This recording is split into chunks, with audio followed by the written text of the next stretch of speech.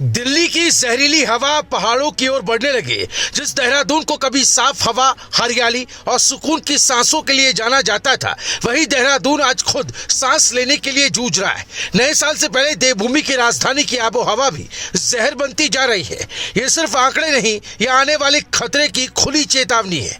उत्तराखंड की राजधानी देहरादून एक ऐसा शहर जिसकी पहचान कभी स्वच्छ हवा, नीले आसमान और पहाड़ी ठंडक से होती थी, लेकिन दिसंबर के महीने में ही देहरादून की हवा ने सबको चौंका दिया है।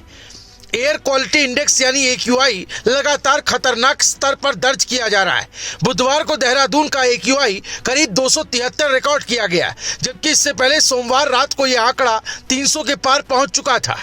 AQI 300 से ऊपर यानी बेहद खराब कैटेगरी, यानी सीधा असर फेफड़ों पर।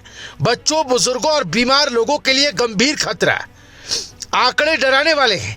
PM 2.5 का स्तर 191 तक पहुंच चुका है, तो वहीं PM10 253 रिकॉर्ड किया गया। ये वही सूक्ष्म कण है जो सांस के साथ शरीर में दाखिल होकर दमा, एलर्जी, हृदय रोग और फेफड़ों की बीमारियों को जन्म देते हैं। देहरादून, जो कभी दिल्ली के प्रदूषण से राहत की मिसाल हुआ करता था, आज उसी दिल्ली की राह पर चलता नजर आ रहा है। सवाल यह है कि क्या पहाड़ भी अब सुरक्षित नहीं रहे? क्या देवभूमि की हवा भी अब मैदानी जहर से अछूती नहीं बची? उत्तराखंड के मैदानी इलाकों की आबो हवा भी धीरे धीरे खराब होती जा रही, लेकिन सबसे बुरा हाल राजधानी देहरादून का है। नए साल से पहले जब पर्यटकों की आवाजाही बढ़ती है, मसूरी, धनौल्टी और आसपास के हिल स्टेशंस की ओर जाने वाले सैलानी देहरादून में बड़ी संख्या में रुकते हैं। इस बार यही बढ़ती भीड़ देहरादून की हवा पर भारी पड़ती दिखाई दे रही है। दिसंबर की शुरुआत में ही AQI 300 के पार गया, फिर कुछ दिनों तक हालात में हल्का सुधार दिखा, लेकिन राहत ज्यादा दिन नहीं टिकी। अब फिर AQI 200 से ऊपर बना हुआ है और कई बार दोबारा 300 के करीब पहुंच चुका है।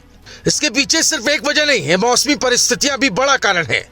इस वक्त वातावरण में स्थिरता बनी हुई है, हवा ऊपर की ओर नहीं उठ पा रही और प्रदूषक कण शहर में ही जमा हो रहा है। बारिश न होना भी बड़ी समस्या बन गया है। लंबे समय से बारिश नहीं हुई, जिससे धूल और जहरीले कण हवा में ही तैरते रह गए।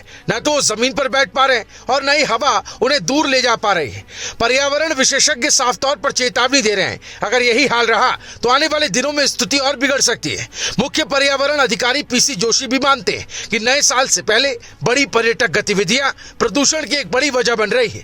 खुले में कैंप फायर, खाना बनाने के लिए कोयले की भट्टियां और जगह जगह जलाए जा रहे अलाव, इन सब ने मिलकर हवा को और जहरीला बना दिया है।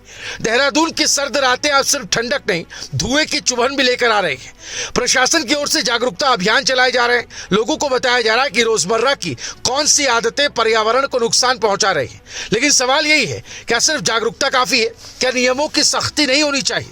क्या पर्यटक गतिविधियों पर नियंत्रण जरूरी नहीं? क्या खुले में अलाव और कैंप फायर पर रोक नहीं लगनी चाहिए? क्या हम सब अपनी जिम्मेदारी समझ रहे हैं? देहरादून की हवा आज सबसे जवाब मांग रही है। अगर अभी भी नहीं संभले तो वो दिन दूर नहीं जब पहाड़ों में भी साफ हवा सिर्फ यादों में रह जाएगी। ये सिर्फ देहरादून की समस्या नहीं है, ये पूरे उत्तराखंड के भविष्य का सवाल है। स्वच्छ हवा, स्वस्थ जीवन और सुरक्षित पर्यावरण, इन तीनों की जिम्मेदारी सिर्फ प्रशासन की नहीं है, हम सबकी।